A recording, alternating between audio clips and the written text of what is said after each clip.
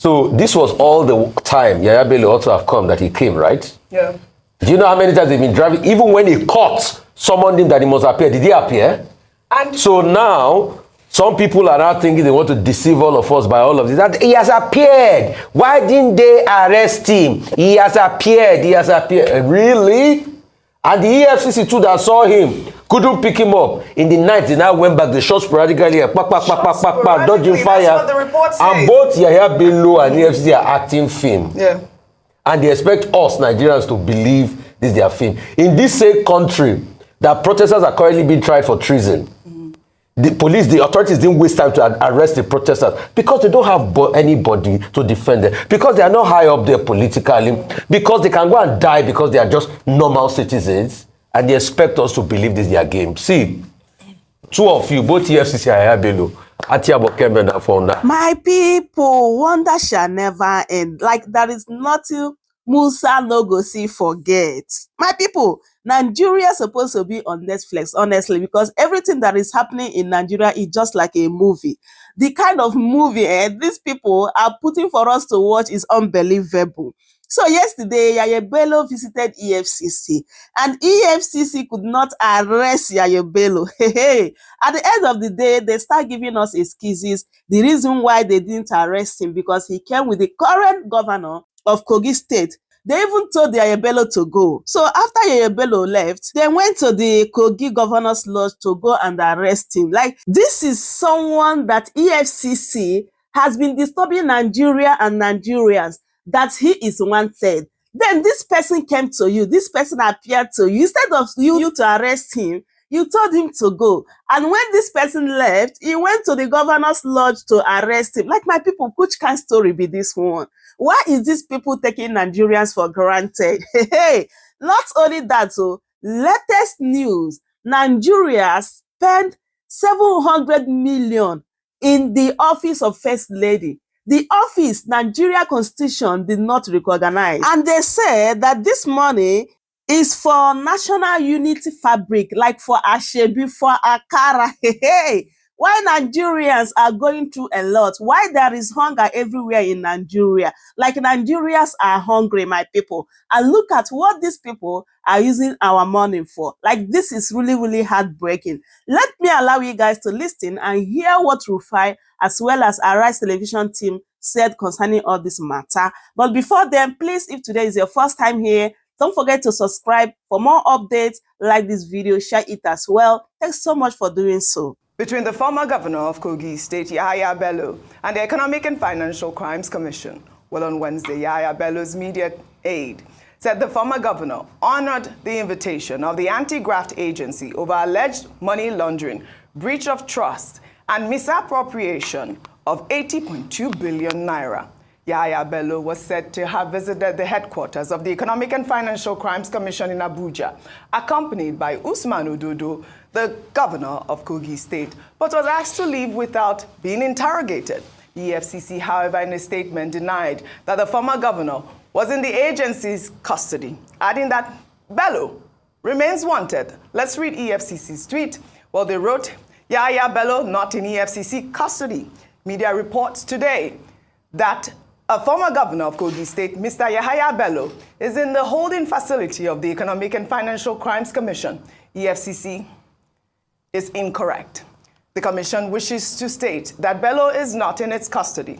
Bello, already declared wanted by the commission for alleged 80.2 billion naira money laundering charges, remains wanted with a subsisting warrant for his arrest. That's from Dele Oyewale, who I called and I sent messages to yesterday to, try to clarify this whole allegations and accusation, because it clearly is quite confusing. Well, in the meantime, subsequently, Yahaya Bello's media team raised alarm that people suspected to be operatives of the Economic and Financial Crimes Commission surrounded the Kogi government lodge in Asokoro last night in an attempt to forcefully arrest the former governor, and were shooting sporadically. They called on Nigerians to hold the EFCC accountable if anything were to happen to him. Let me read a part of his statement. They wrote, tonight's attack was needless, as the former governor made himself available to the EFCC in their office for interrogation. The EFCC had no question to ask Alhaji Yahaya Bello in the morning, but suddenly they are out to arrest him. This action is condemnable. They have displayed the very reason many Nigerians believe they are fighting political battles instead of the mandate to fight corruption. This action reflects much more than the fight against corruption. I mean, if the director can actually pull up that video, because we do have a video showing Yahaya Bello with the governor of Kogi State at the facility yesterday. So I don't understand what really went on here. Yeah, that's the video. And, you know, we have these reports saying that the EFCC raided the government lodge, the Kogi government lodge in Asokoro yesterday. Why was it that they were not able to apprehend him right there? He is clearly in front of the EFCC building. Why were they not able to apprehend him? I know, and did you be that? Okay, can I take one reaction? Can I take one reaction before? And this is from Frank Shaibu, who wrote, Yahaya Bello's juju man must be laughing his way to the bank right about now. How delightful it must feel to convince the fugitive governor that his powerful Otumokbo would make him completely invisible, not just to human eyes, but even to the telescopic and microscopic scrutiny of the EFCC. Imagine the scene. The juju man, with a mischievous grin, whispers, "It's easy, my friend. Just wear a pristine white kaftan, tuck the Otumokbo into your cap, and scroll confidently with the sitting governor. Take a few photos for good measure, then walk out untouched and unseen. Nothing do you." But there's more. Ah, yes, continues the juju man. The eagle will swoop down on the governor's residence later that night, searching for you after reading of your visit in the media. But tell me, how can those who couldn't find you in broad daylight hope to discover you in the cover of darkness? Now drink the black fura and kuli kuli I gave you. It will seal the charm. A cloak of shadows, a sip of secrets. What a game. What a time to be alive in Nigeria. Hashtag fugitive governor. Please, a round of applause for Frank Shaibu. That was completely excellent. But I mean, Yahaya Bello, Dr. Abati, I'd love to start with you. I don't think it's funny. Yes. I think it's a very serious situation. Yes. It's not a funny matter at all. What are the issues in this particular case? The Kogi State, former Kogi State governor, yes. Governor Yahaya Bello, having lost his immunity, the EFCC made, an attempt to apprehend them. And there are cases in court. And we've had a back and forth with allegations that Governor Yahaya Bello, who has been asked to come and defend himself, over the alleged misappropriation of 80.2 billion naira, or money laundering, as they called it in the charge sheet. Now, he didn't show up in court. He didn't go to the EFCC. And then the EFCC went as far as declaring him wanted.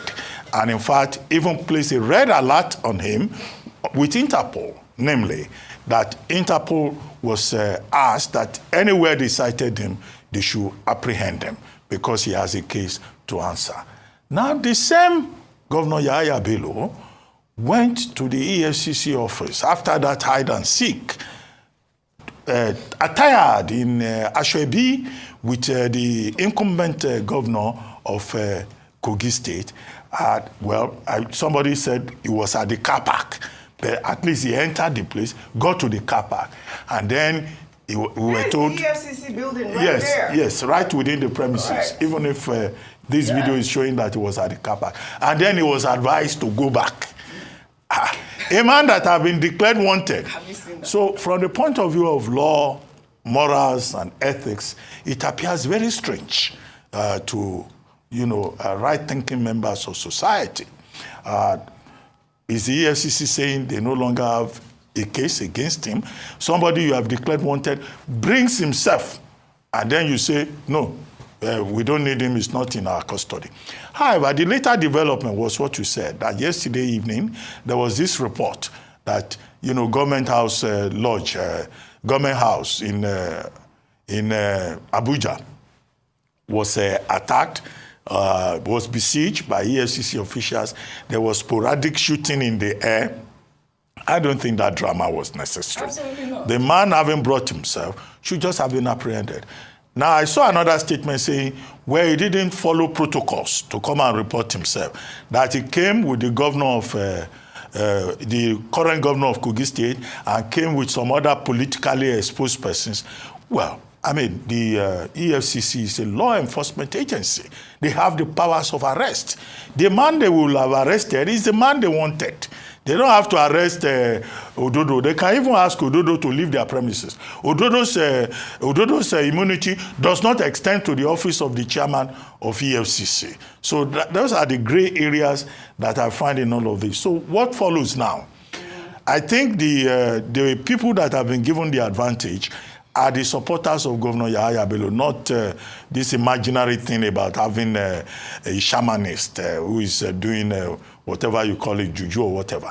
Because now, if you look at the statement by Ohiare, the spokesperson for, former Governor Bello, he is now saying that, look, this is clear evidence that there are political aspects to this, that this is a case of persecution. So everybody, that camp will also say, well, our point has been proven. They say they want him. He carried himself, walked in 2 legs. They are saying protocol. They should just have arrested him immediately. Absolutely. But in any case, the matter is in court. The matter will continue in court. If they think by their own protocol, they still want to invite him formally, well, let them invite him formally. If they do, we expect Governor Bello, former Governor Bello, to still go there. I like that. They should invite him formally and not go in the middle of the night. I mean, like the report stated yesterday. Let me take some more reactions, Rufai, because I know you. This is from Wale, who wrote, "It's truly absurd to think that someone in public office can decide when to answer the law on their own terms if you truly respect the rule of law. Why has it taken you so many months to honor a simple request from the EFCC? It feels like a calculated move to go only when it's convenient. Tinubu needs to make an example out of you for others to learn, because you disregarded the rule of law and those who have voted you in the seat of power." Let me take this other tweeter. This person wrote, "As soon as the EFCC chairman did that press conference where he boasted to arrest GYB at all costs or resign, I knew he was a jester. If reports going around that GYB visited the EFCC headquarters and he was asked to go home are true, then Olukoyede should have lost his job already." On point.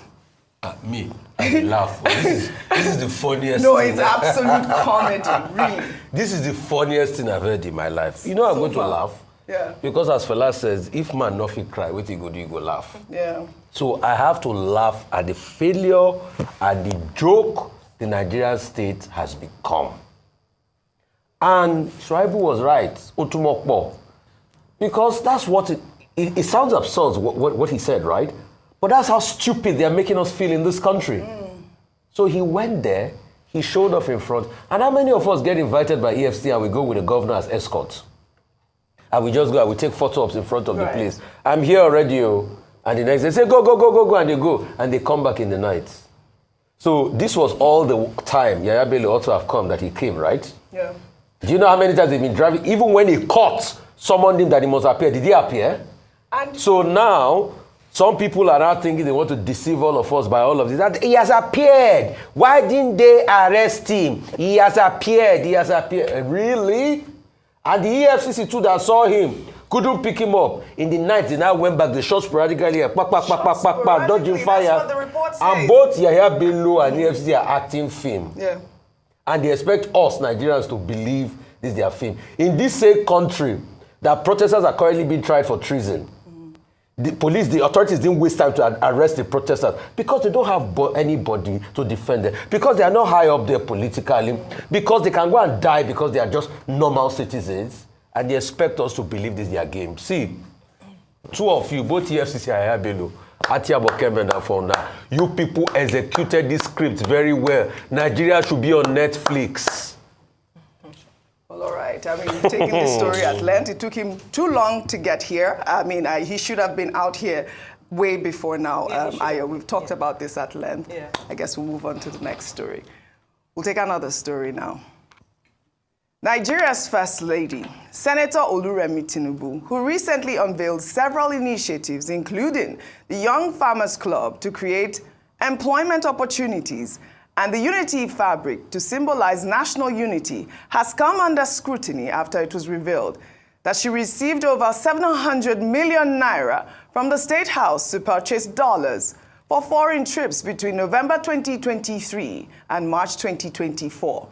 According to details posted on GovSpend website, the State House spent 77 million naira in November 2023 to purchase foreign currency for the First Lady's trip to the United States, while 149 million naira was spent for her trip to France in March.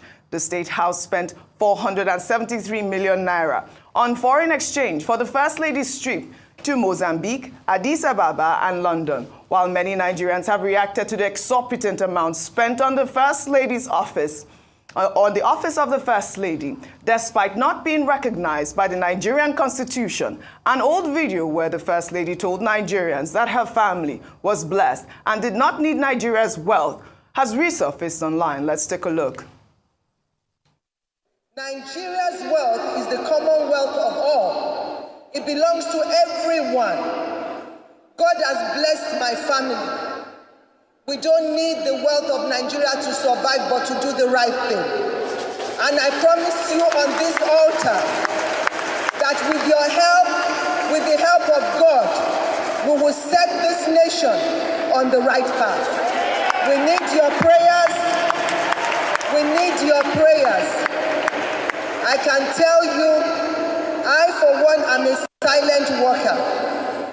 I'm not a noisemaker, but I listen and I hear. All right, Ayo, this video has resurfaced. I actually, respect the First Lady for what she said there in the video. Yeah. She said that she listens and, and the fact that she says that their family, they are actually quite wealthy. Yeah. So I wanted to put this out there because the news has been trending that, the First Lady is spending Nigeria's money, but she is actually not the one responsible for that, because it does say that it's from govspend.com and it is the State House buying all of that. And we've seen that the First Lady has done very well for Nigerians. Only recently, she donated 500 million naira, I believe that was yesterday, to the victims, the flood victims in Maiduguri. I think she was represented by the wife of the Vice President, and she's donated so much more to Nigeria. But what is the question here? The Nigerian system. Why is it that we have to keep on asking these questions? Why are these monies allocated to an office that is not in the Constitution, Ayo? So I think, that's the big question for me, is that why is there so much money spent on an office that is said to not exist? That's the big thing for me here. Beyond how much is spent in donations to disaster efforts, she has done this consistently, beyond her many initiatives, young farmers, unity fabric, despite being contentious. But it's her move to try and, in her role as First Lady, do something to impact Nigerians. And so when these figures come out, especially at a time when the government is asking Nigerians to sacrifice, that we're in this together, it is provocative. It's upsetting for a lot of people, especially since she herself had come out to say that they have enough money to fund their lifestyle. I understand that there are many instances where she has to visit different countries, in her stead as First Lady. But when these trips are expensive at a time where we have a revenue crunch in the nation, then it beggars belief. And that's where a lot of people are asking that, why are we spending so much money on this office that is not constitutionally recognized? For me, that is the biggest question. And I think morally, even if the money is provided morally, there are certain things that should not happen at a time when people are suffering.